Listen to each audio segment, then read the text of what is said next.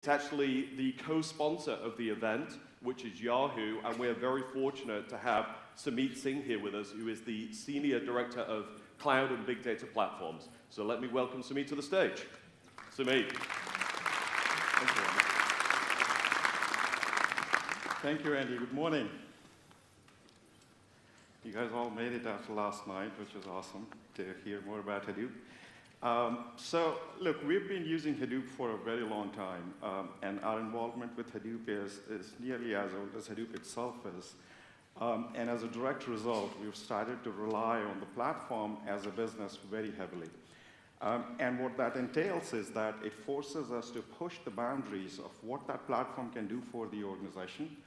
And the last 12 months have been phenomenal as far as data technology is concerned for Yahoo, so I thought of sharing some of the innovation we've done in the last 12 months and open source contributions as well that I believe pushes that boundary that I'm talking about.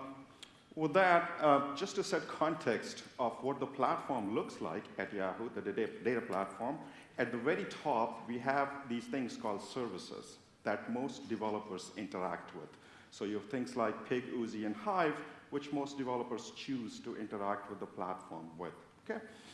Then we also run a variety of compute engines, all on the same cluster, and then mostly relying on Yarn for resource management of that cluster and capacity scheduler for scheduling the jobs. Okay? And then as far as storage and messaging layer is concerned, we have things like HDFS, HBase, and the Metastore. And then finally, we have a set of internal tools, mostly for customer onboarding, tenant onboarding, reporting, and monitoring, things like that. Okay, so that's what the platform looks like. It's largely a collection of Apache open source projects. Okay. Right about in Q3 of last year, we started a massive project. So we had 19 clusters at that point in time, and 3 of the clusters had to be retired to make space in the data center. Now, these are not production clusters. These are what we call as research clusters. They're reasonably well-sized, 10,500 servers total, if you combine the 3. And they were running at somewhat of an aggregate utilization, monthly utilization of about 50%, or slightly less than 50%. So the purple line that you see here is the actual utilization, and the blue line is the total capacity. What we were able to do in late last year is that collapse these 3 research clusters into a single research cluster to make space in the data center. We were also able to push the utilization that I was talking about, and are now able to run this cluster at over 70% aggregate utilization monthly. This cluster has storage parity with the 3 clusters combined and 65% more compute capacity than the 3 clusters combined. This is our largest cluster today, the most modern cluster, and obviously the most interesting one too. It's still a research cluster, a non-production cluster. But with all these changes, what happened was that we were able to push the total cost of ownership down for this cluster by 40%, which I would argue more than funds for the money we spent in setting up this cluster. Okay?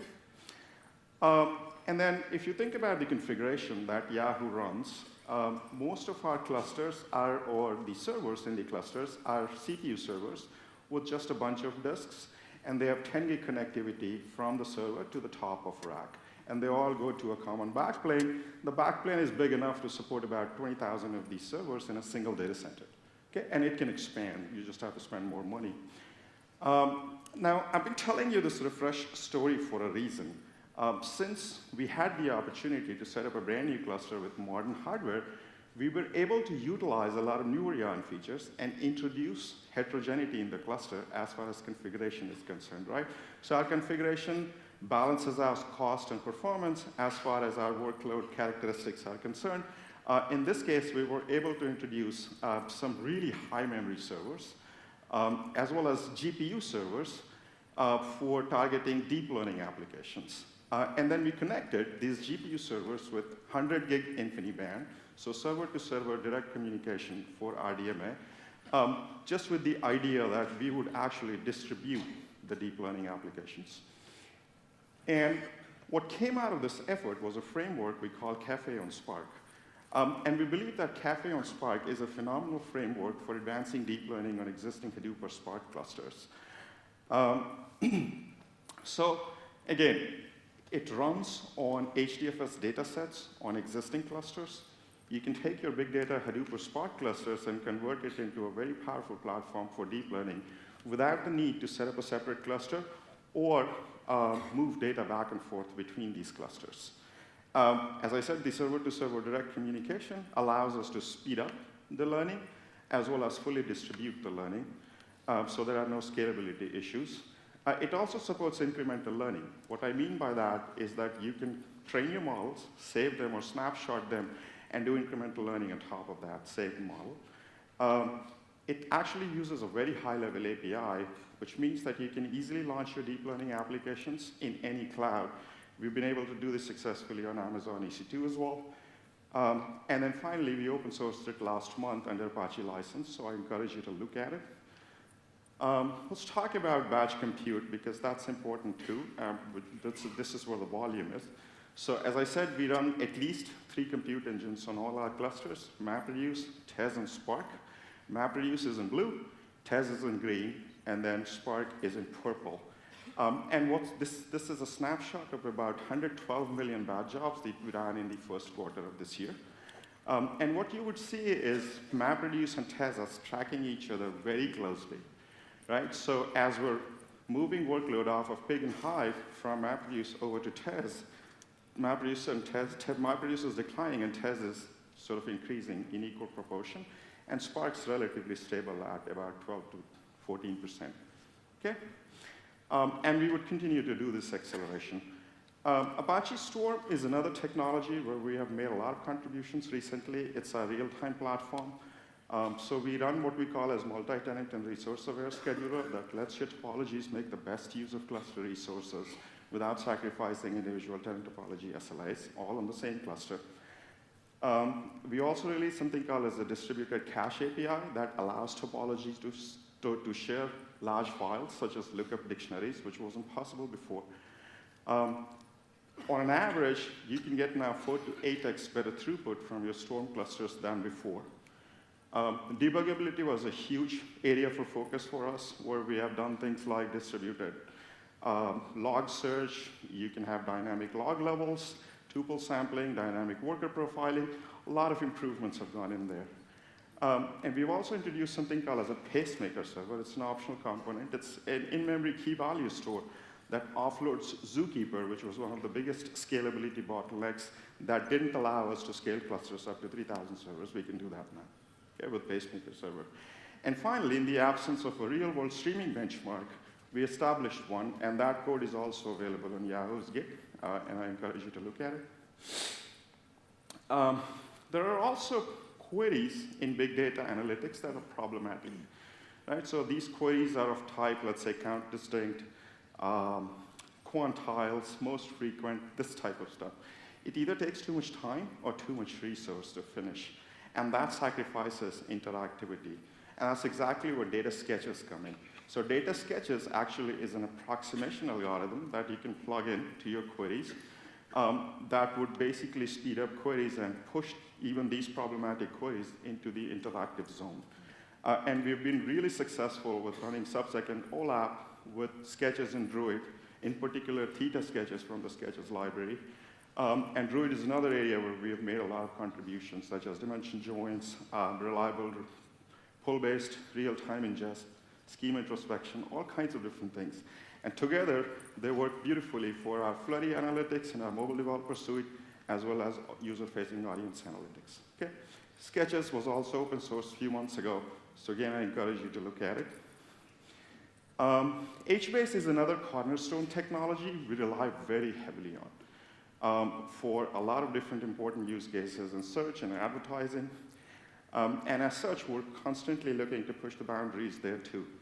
And then there are a class of problems, particularly in search and personalization, where you want to bundle multiple reads and writes happening on HBase in a single logical unit of work. Okay? And that's exactly where Amit comes in. The RDBMS term for that is transactions. So with Amit, you can execute ACID transactions reliably without worrying about fault tolerance or performance on top of HBase. Good news is that Omid was open source last month, and it's actually now a new Apache Incubator project. So that's a really good news, particularly if you're looking for asset properties on top of HBase.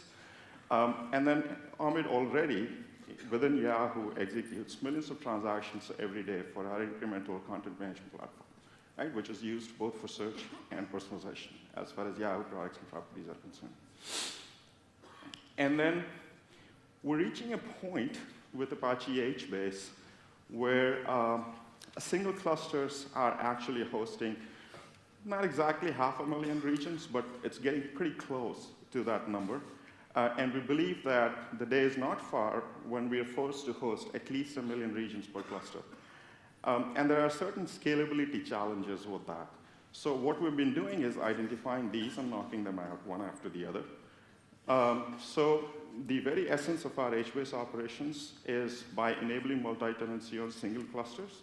So we host multiple tenants on the same cluster through a concept called region server groups, where you isolate a set of region servers per tenant. So that's fundamental to our HBase operations.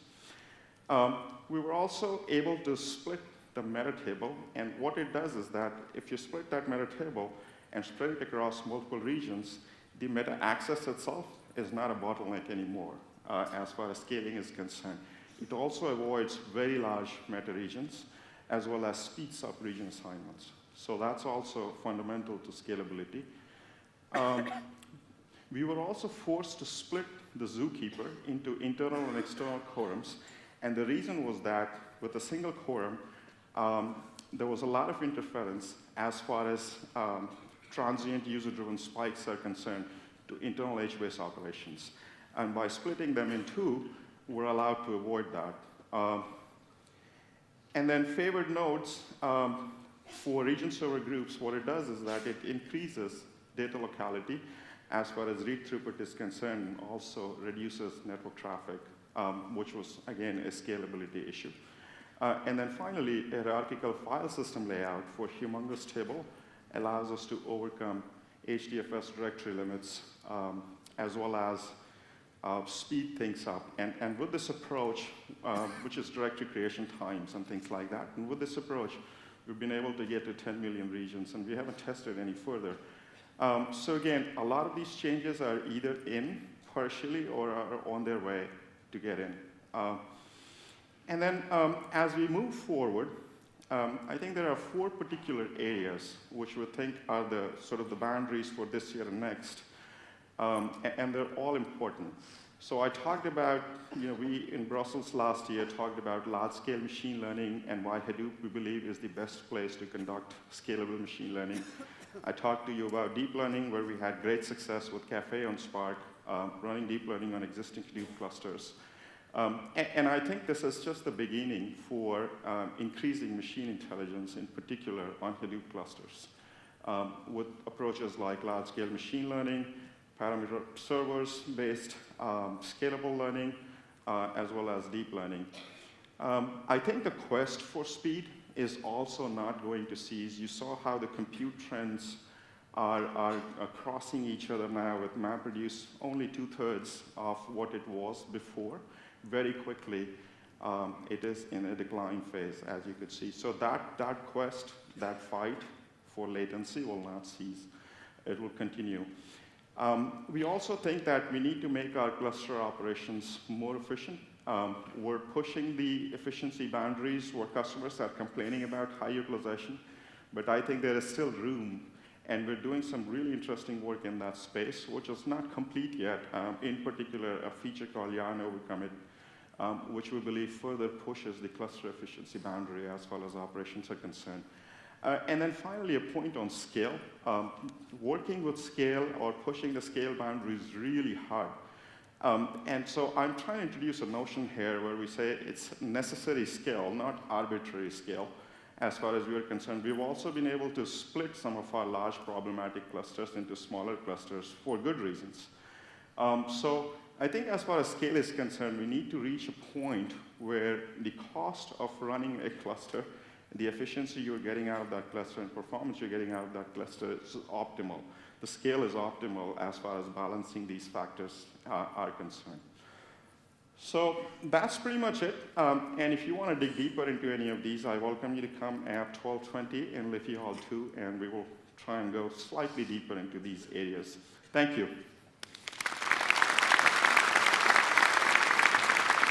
So Sumeet, I just want to thank you, one, your presentation, taking everything through this, but two, as a co-sponsor of the show, this has been 12 summits now that we've worked with Yahoo on this. So thank you very much. Appreciate that. Thank you.